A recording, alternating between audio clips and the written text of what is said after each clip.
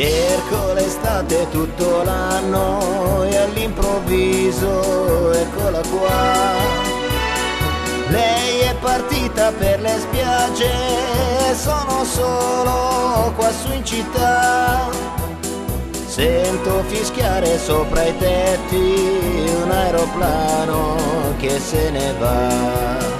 Azzurro, il pomeriggio è troppo azzurro e lungo per me. Mi accorgo di non avere più risorse senza di te. E allora io quasi quasi prendo il treno e vengo da te.